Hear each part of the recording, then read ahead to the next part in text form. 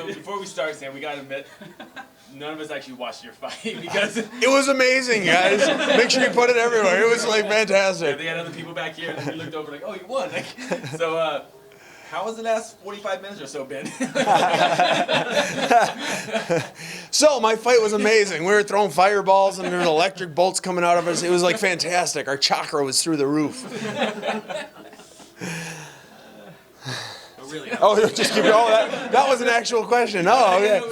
For real, we don't know. Oh, okay. So tell us about your fight. It was a good fight. We came out. Round one was real close. I think I snagged it at the end of round one. Round two, I started picking up the pace, started landing a little bit more combos. My coaches are going to yell at me. I refused to throw a third strike or a fourth strike. Boom, boom, boom, and then I wouldn't finish and beat myself up in a bit.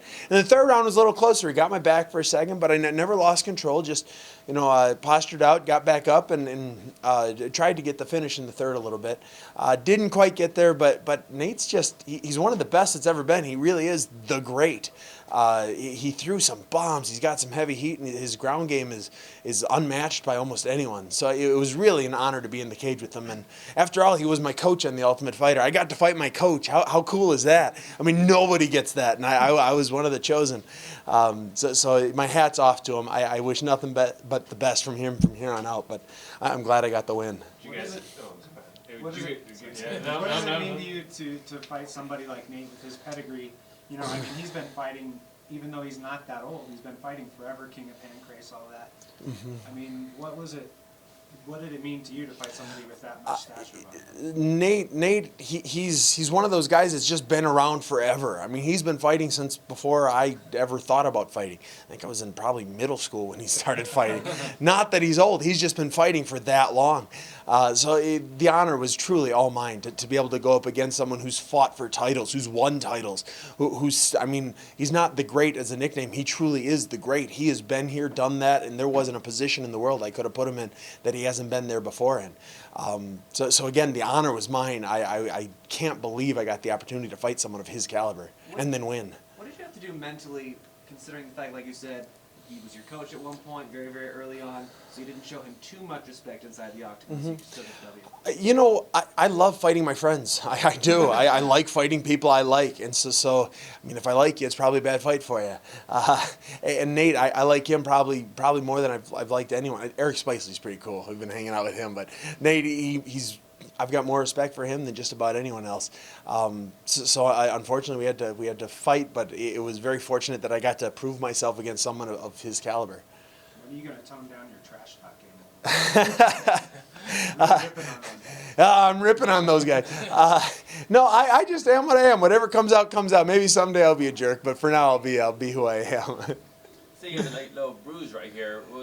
Yeah, I don't know what hit me, but Hendo has punched me in the throat more than once. Like, he'll come over the top with that big right, kind of like Nate's been throwing, and one of them just landed, knocked the spit out of my throat, and it's a little sore. I can hear it myself as I'm talking a little bit, so I go get some Advil, drink some Sierra Mist, Reebok, and I'll go from here. You got a pretty good win streak going. Where do you think this takes you? This is my fourth fight in a row in the UFC of winning. That's my biggest streak ever. And I want to keep it going. I want to keep fighting. I want to fight soon. I think Houston's in 2 weeks or next week. And after that they'll be in Vegas. And then they've got something down in Brazil. I want to get on them. I do. Something you might not know, but I'm very aware of, is I just tied the record for most fights in 1 year's time. I want to beat that record. I've tied it with, it's Roger Huerta, Cowboy Cerrone, and Neil Magny are tied at 5 in a year. I want to get 6. And I've got till June 18th to get 6. So it's going to happen. I'm going to beat the record. I'm going to be the most active fighter in UFC history. And hopefully I can get to 7, 8, 9 by June.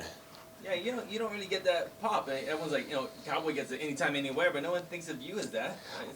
Twitter does. Twitter loves me. It's so weird. The internet's a terrible place, but my Twitter has been kind of liking me, and so I've been liking them back. I respond to everyone.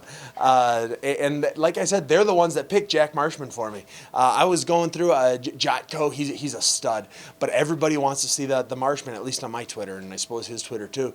It's just two guys that like hitting. It's going to be an exciting fight. I'm going to work on throwing that fourth and fifth punch if I have to, and I really want to fight over in Europe. It's been a goal of mine since since shoot, a long time ago. But it hasn't happened yet, and I've got to get there, and he might be my ticket.